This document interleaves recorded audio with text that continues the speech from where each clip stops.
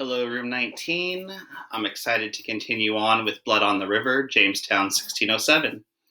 We're now on Chapter 10.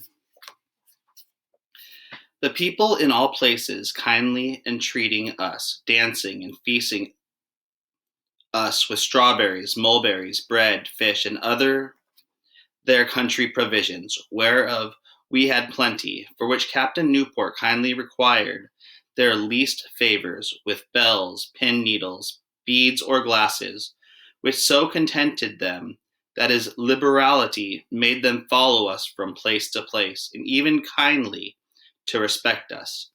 Captain John Smith, a true relation of such occurrences and accidents of note as hash appeared in Virginia. Captain Newport goes off exploring with 8 or 9 gentlemen and a dozen sailors. They leave in the hilltop the small boat they put together here in Virginia, so they will be able to navigate the narrow riverways. He takes Captain Smith along to be an interpreter with the Indians. They go in search of gold and silver to find that new passage to the Orient, like everyone is talking about. They don't take many provisions with them. They say the last time they went exploring, each time they approached a village, the natives invited them in and fed them like kings. In Jamestown, we continue to work. We build a chapel for Reverend Hunt. We hang an old sail between 4 trees of an awning to protect us from sun and rain, and nail a bar between 2 trees for the pulpit. The walls are rails of wood that let the sunlight right in, and logs on the ground are our pews. Reverend Hunt calls us together for prayer, to thank the Almighty for all that we have, and to ask for protection.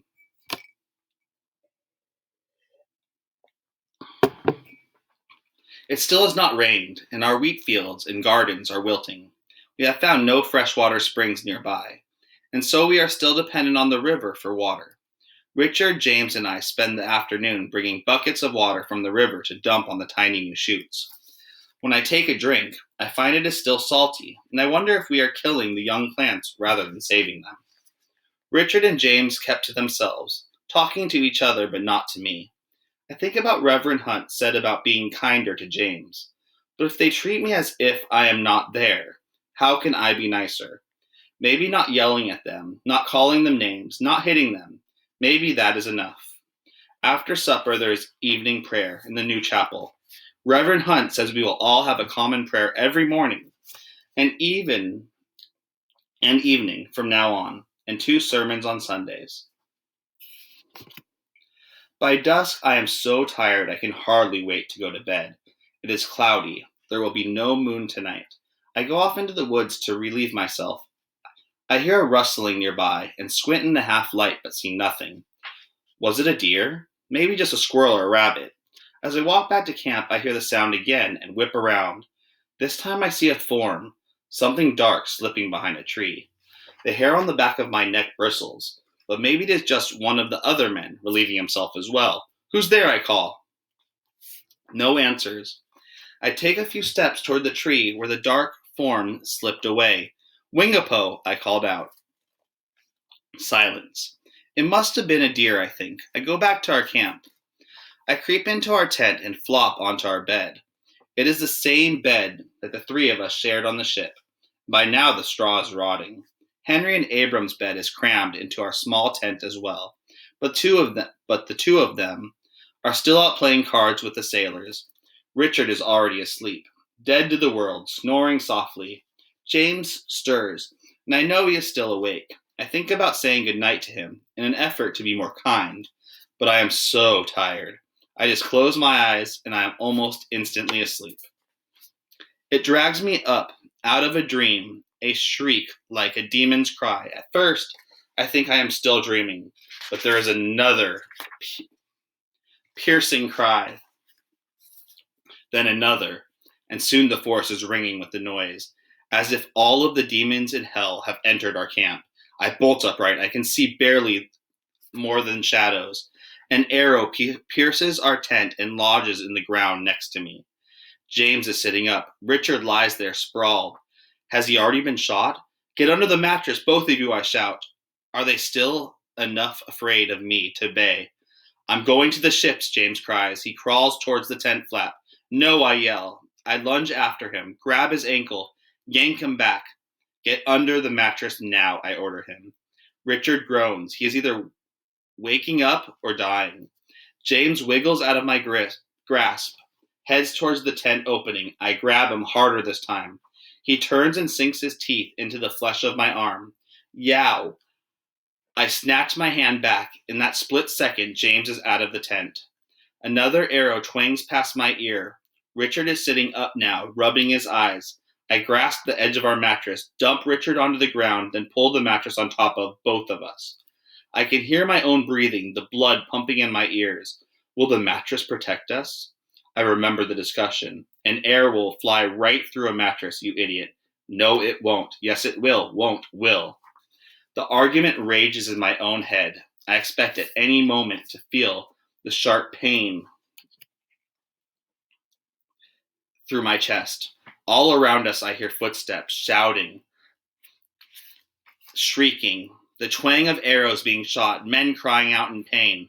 Finally, I hear musket fire. Kill them, I think, but the twanging of arrows continues. I feel the impact as an arrow hits our mattress. I feel no pain. Richard, are you hit? I shout. Silence, and after a moment, I don't think so. I want to yell at him that this is a stupid answer. He is either in pain or he is not.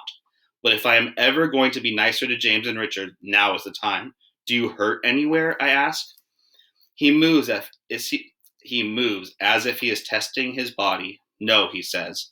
Suddenly, there is a great boom. Someone has boarded one of the ships and is shooting the cannons.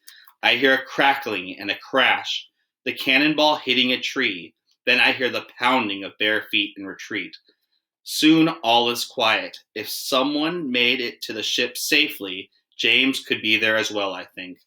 I feel sweaty and clammy under the mattress. I think we could come out now, I say to Richard. We both heave the mattress off of us.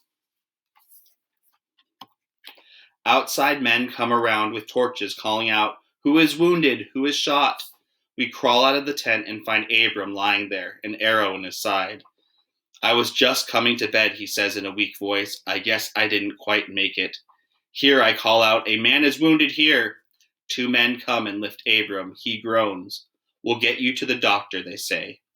James, he went to the ships, I tell Richard. We make our way down the riverbank, where our ships are moored. Along the way, we step over arrows lying everywhere on the ground. Captain Gosnold comes walking up from the river. I realize he must be the one who fired the cannon. He is carrying something draped over his outstretched arms. In the gloom of the cloudy night, I can't see what it is. I hear running footsteps behind us. Captain, a man calls out. There are 17 wounded, no one dead. The running man holds a torch, and as he comes closer to the torchlight, glints off Captain Gosnold's armor, make clear what he has in his arms. It is James, his thin body lying limp. No, says Captain Gosnold gravely, there is one dead. So yes, that is a sad part in the chapter, but this is kind of what happened in reality. There wasn't always ideal situations between the Native Americans and the people that established the Virginia colony. But moving on to a language arts lesson, let's talk about that third type of sentence. So yesterday we talked about simple sentences and compound sentences. There's one other type of sentence I'd like to talk to you about, and that's a complex sentence. Complex sentence is an independent clause joined by one or more dependent clauses. And a subordinating conjunction begins the dependent clause. Some of the subordinating conjunctions look like this. After, although, how, if, when, as if, wherever. And if you notice these subordinating conjunctions, if you use them, you need something more. For example, after we walked home from the park.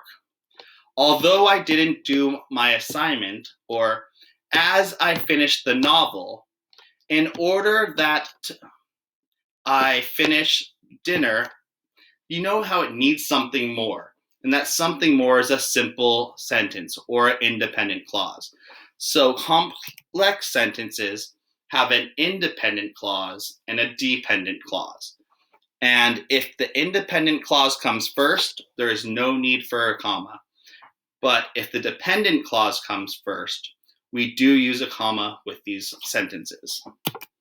And here's a couple examples. After he gave it some thought, the mouse decided to wait until later for his trek. The cat fell asleep on the warm kitchen because he was deprived of sleep the night before. When the mouse heard the soft snoring of his sleeping nemesis, he scurried to the pantry and grabbed enough food for a week.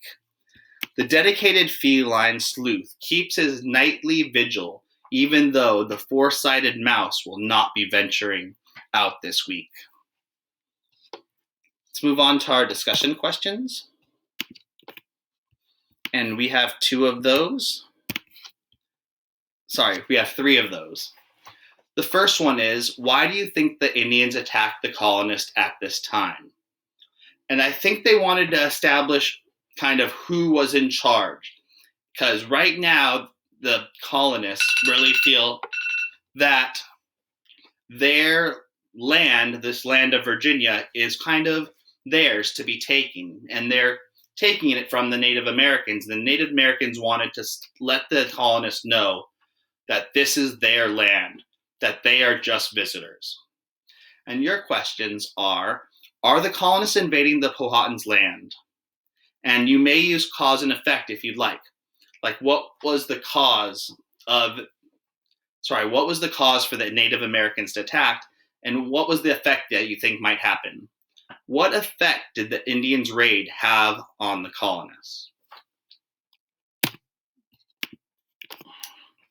All right, and today's Native American group is the Mountain Indians. And the Mountain Indians have houses dug deep into the ground with tree walls made of cedar. So they dig deep so that the earth keeps their home warm, and it keeps them a little bit more protected from the environment. And cedar is a type of tree.